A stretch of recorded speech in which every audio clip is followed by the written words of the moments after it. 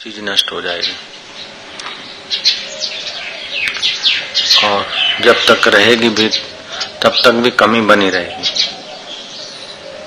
कितना धन आ जाए, चाहे फिर बिरला का टाटा का तो कुछ भी नहीं, परदेशी लोगों का धन गिनो, उनके अंदर भी देखोगे सुख ही नहीं है। कितनी सत्ता आ जाए, इब्राहिम लिंकन प्रेसिडेंट, इंद्र की आ जाए, उससे भी बड़ी कोई सत्ता मिल जाए व्यक्ति को, सौंदर्य, सत्ता, धन, स्नेही, कुटुंबी, बांधव, आंख के एक पलक से सारे कुटुंबी आज्ञा में चलने लग जाए, उंगली के एक इशारे से सारा संसार तुम्हारे लिए मरने को तैयार हो जाए, फिर भी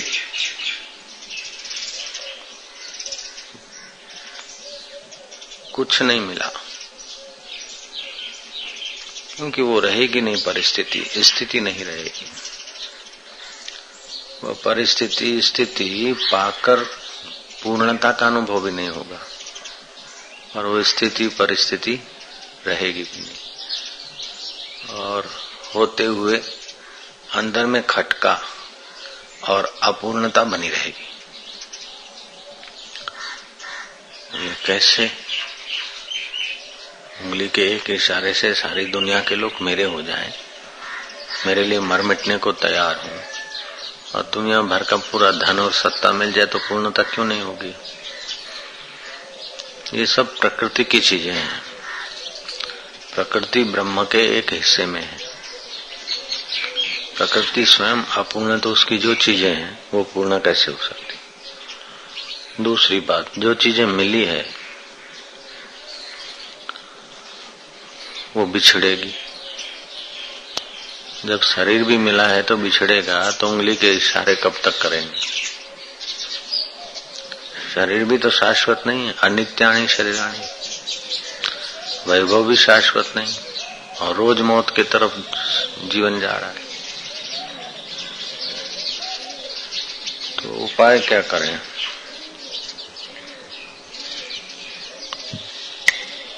सारी भाग दौड़ या मुसीबतें, इनका मूल कारण है इंद्रियों के पीछे मन और मन के पीछे बुद्धि चलती है।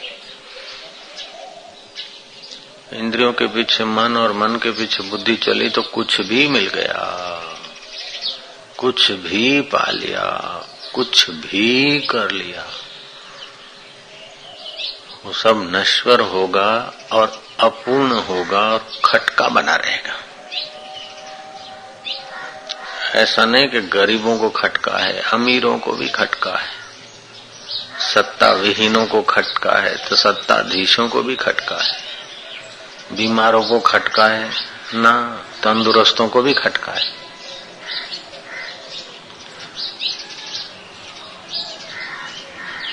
कुरूपों को दुख है तो रूपवान भी दुखी है, स्त्रियां दुखी हैं तो पुरुष कौन से कम दुखी? बोले नान्यतर वाले भी परेशान हैं, बोले पशु सुखी हैं वे भी दुखी। तन धरिया कोई न सुखिया देखा, जो देखा सो दुखिया रे। जिसने भी शरीर आकृति धारण कर ली, इंद्रिय, शरीर, इंद्रिय और मन से मिलकर जो बाहर के जगत में सुखी होने को गया, क्षण भर के लिए उसे सेल्फ हिप्नोटाइज के प्रभाव से हो जाए कि मैं सुखी हूँ, वेल सेट हूँ, लेकिन मौत सिर पे नाच रही है, और जिनके कारण सेट है वो तो एक एक करके खर जाएंगे, झर जाएंगे सब संजोग। या तो नौकरी पूरी हो जाएगी, या तो सत्ता पूरी हो जाएगी, या तो शरीर पूरा हो जाएगा, या तो सबन गड़बड़ हो जाएंगे। बिल्कुल सच्ची पक्की बात है हर मजहब, हर समाज के व्यक्ति के लिए। तो यहाँ वशिष्ठ जी कहते हैं कि जब तक ये इंद्रियां और मन से के संयोग से भासता हुआ जगत और इसमें सत्य बुद्धि रही, तब तक सत्य स्वरूप ब्रह्म से, ईश्वर से ऐक्य नहीं होगा। और ब्रह्म से, ईश्वर से जो ऐक्य है वही वास्तविक में अपना जन्म सिद्ध अधिकार है और वही पूर्णता है और वही करने योग्य है, वही पाने योग्य है। उस परम पद में विश्रांति करने योग्य है, उस परम पद को पाना ही योग्य है। बाकी सब इंद्रियों का धोखा है, इंद्रिय और मन का व्यर्थ का आकर्षण और धोखा है।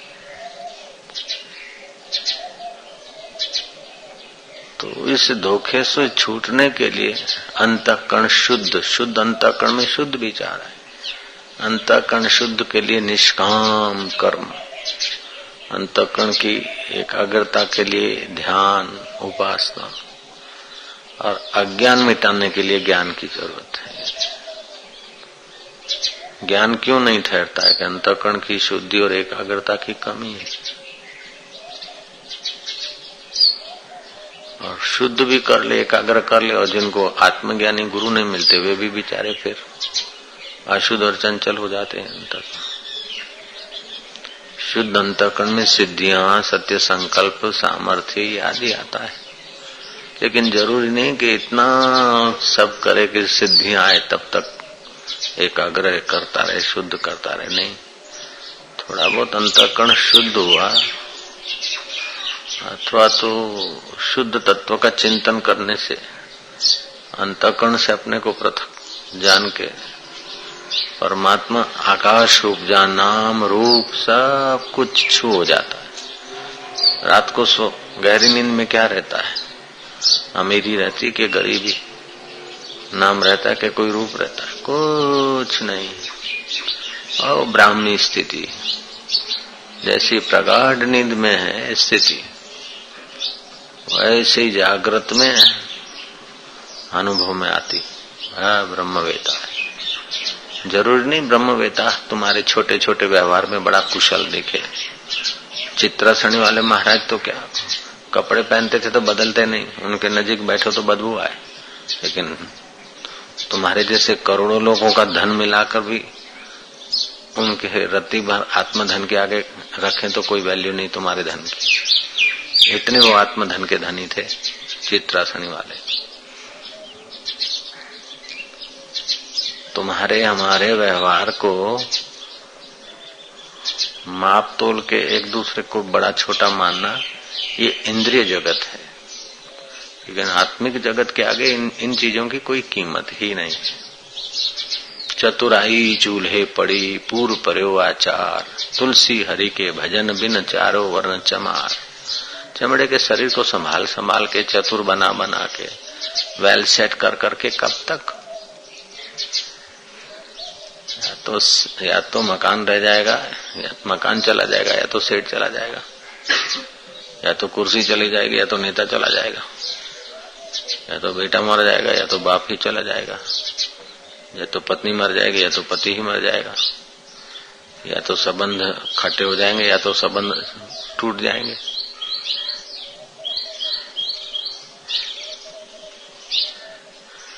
ये तो ऐसा है कि जैसे जोर से बहता नदी के धारा के किनारे, नदी तट पर कोई वृक्ष है जिसको नदी की हर तरंग लहर उसके तट को काट रही है, और वृक्ष खुशियां मना रहा है कि मैं लॉन्ग लाइफ हूं। नदी तट पर कोई वृक्ष है और वो नदी तेजी से बह रही है और उसके तट कट रहे हैं बालू, और बालू पे खड़ा वृक्ष कब तक खैर मनाएगा। ऐसे ये शरीर और शरीर की सेटिंग है। हमें એટલા ઊંડા મૂળિયા નાખે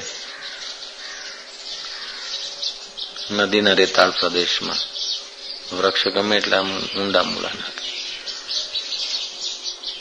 ક્યાં સુધી, कब तक? ऐसे ये संसार की पदवियां, संसार की उपलब्धियां ऐसी जैसे नदी तट पर वृक्ष के मूल, देखते देखते सब जा रहे। इसलिए मनुष्य को चाहिए कि न मैं इंद्रिया हूं न इंद्रिया मेरी है, न मैं मन हूं न मन मेरा है। ऐसा सोचकर ध्यान के समय चिंतन करके निश्चिंत नारायण में विश्रांति पाए। ये काम कठिन है, आत्मा का आनंद मिलना कठिन है, लेकिन संसार का आनंद मिलना असंभव है। संसार में आनंद मिलना असंभव है, वहां हर्ष मिलेगा। हर्ष को आनंद बोल लेते हैं। तो आत्मा का आनंद पाना कठिन है, लेकिन संसार में आनंद पाना असंभव है। या तो कठिन काम कर लो या तो असंभव के लिए छटपटाओ।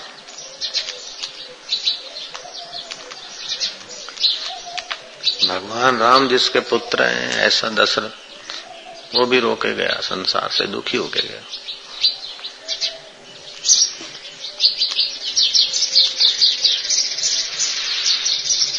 सीता जितनी जिनकी धर्म पत्नी, ऐसे राम भी हाय लक्ष्मण करके गए और उनको भी कलंक लगा, राम को भी।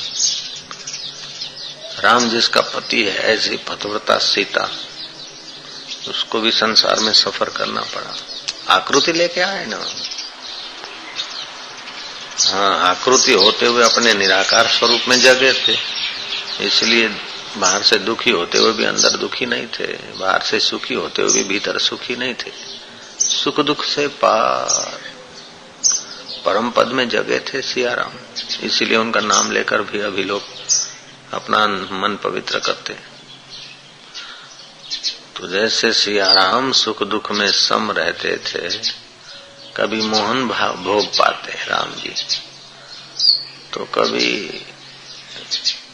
कंदमूल खाते, कभी महलों में रहते तो कभी झोपड़े में, कभी सज्जनों से पूजे जाते तो कभी दुर्जनों से अपमानित होते। फिर भी राम जी के चित्त में ये सब तुच्छ है, व्यर्थ है। ऐसा नहीं कि राम जी के सब लोग गुण गाते थे या राम जी के सब दिन एक जैसे थे। जब राम जी के सब दिन एक नहीं थे तो और व्यक्ति के सब दिन एक कैसे होंगे? कृष्ण के सब दिन एक नहीं थे। ये तो होता ही रहता संसार। ये संसार का अनुकूल या सुख आकर तुम्हारी आसक्ति मिटाता है।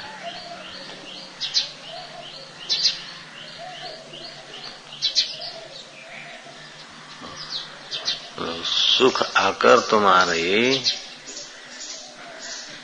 तुम्हारा विषाद मिटाता है, अनुकूलता आकर, और दुख आकर आसक्ति मिटाता है। तो विषाद और आसक्ति ये दोनों मिटाने के लिए, सुख सुविधा या सफलता आसक्ति मिटाने के लिए,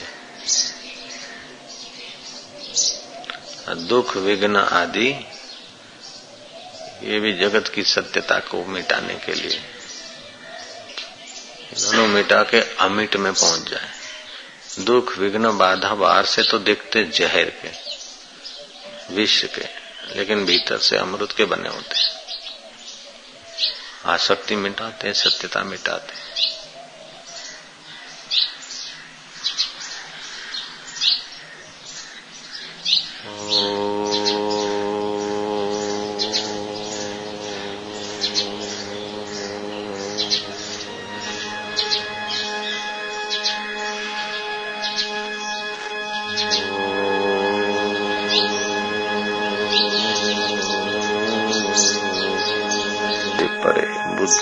बुद्धि से परे अपने आत्मा में प्रवेश, आत्म शांति, चैतन्य में विश्रांति, तल्लीनता।